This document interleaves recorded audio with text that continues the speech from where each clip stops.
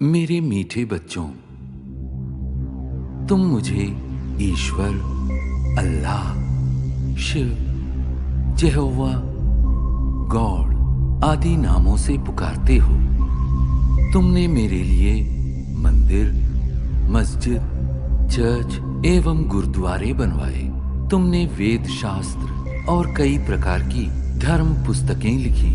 मेरे पास पहुंचने के लिए तुमने पूजा, अर्चना, तप आदि किए। तुमने मेरे नाम पर अनेक युद्ध किए और मेरे लिए कई त्याग व बलिदान दिए। लेकिन दुर्भाग्यवश न तो मुझे कोई भी प्राप्त कर सका और न ही मेरे पास पहुंच पाया।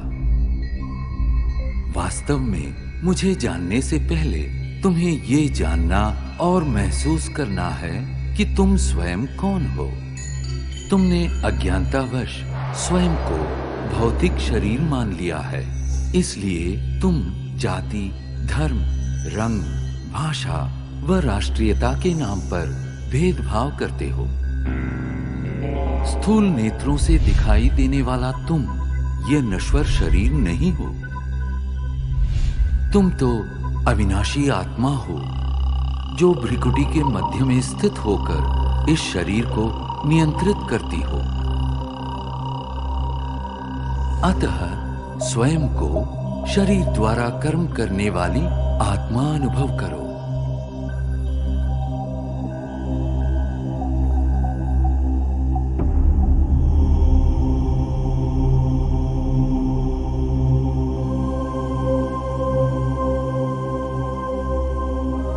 अब कुछ क्षणों के लिए सांसारिक बातों व उनके वातावरण से स्वयं को अलग करो। इस देह को भूल अपने आप को भ्रिकुटी के मध्य में चमकता चैतन्य सितारा अनुभव करो। वास्तव में तुम यही हो, अति सूक्ष्म ज्योतिर्बिंदु आत्मा। अब क्रमशः तुम्हारी यात्रा आरंभ होती है। इस भौतिक दुनिया और देह से ऊपर उठकर नीले गगन की ओर।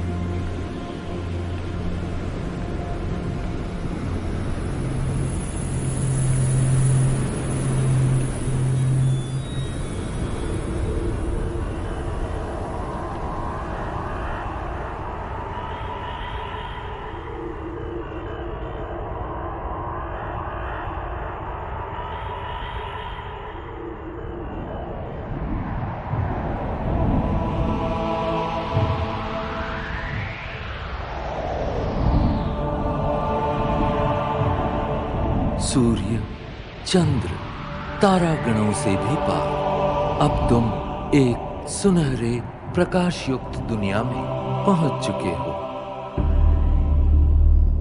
ये वो आत्माओं की दुनिया है जिसे ब्रह्मलोक, शांति धाम, मुक्ति धाम व परम धाम कहा जाता है। ये मधुर, शांतिपूर्ण दुनिया तुम आत्माओं का और मेरा भी मूल निवास स्थान है। मैं तुम आत्माओं का पिता, परम पिता परमात्मा शिव हूं। तुम आत्माओं की तरह मैं भी अति सूक्ष्म हूं। ज्योतिर्बिंदु होते हुए भी ज्ञान गुणों में सिंधु के समान हूं। मैं सर्वशक्तिमान जन्म मृत्यु के चक्र से परे होने के कारण सदा पावन हूं। तुम सब आत्माएं मेरी प्रिय संतान हो। प्रारंभ में तुम आत्माएं भी मेरे साथ परम धाम में ही निवास करती थी। बाद में तुम जन्म और कर्म का अविनाशी अभिनय करते सृष्टि नाटक मंच पर अवतरित होते हो।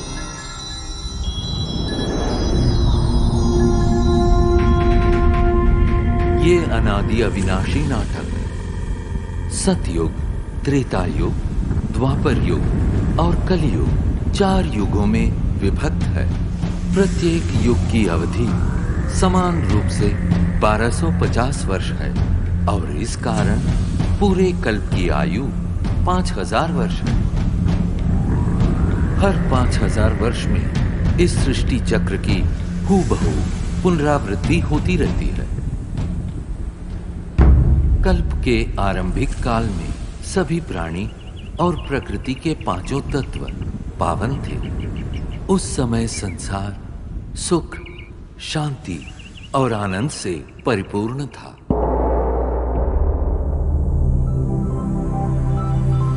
यही वो समय है जिसे सतयुग और त्रेता युग के नाम से जाना जाता है,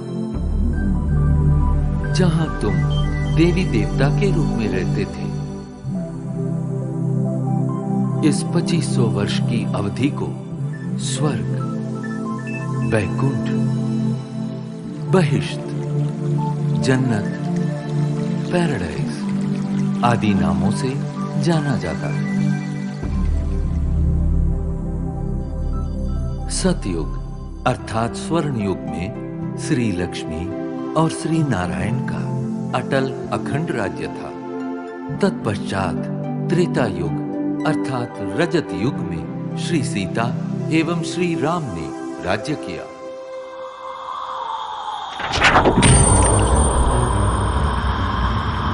द्वापर युग में देहभान के कारण तुम विकारों में प्रविष्ट हो गए और इस कारण अपनी शक्तियां खोने लगे।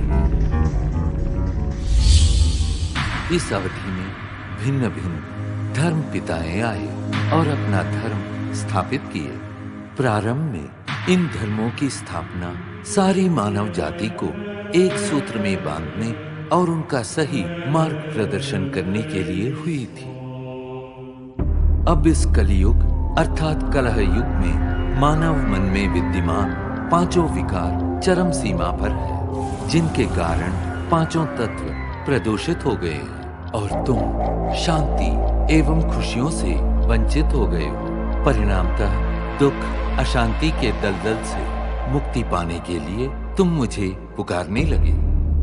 यदा यदा हि धर्मस्य ग्लानिर्भवति भारत अभ्युत्थानमधर्मस्य तदात्मानं सृजाम्यहम् परित्राणाय साधूनां विनाशाय च दुष्कृतां धर्म संस्थापनार्थाय संभवामि युगे युगे।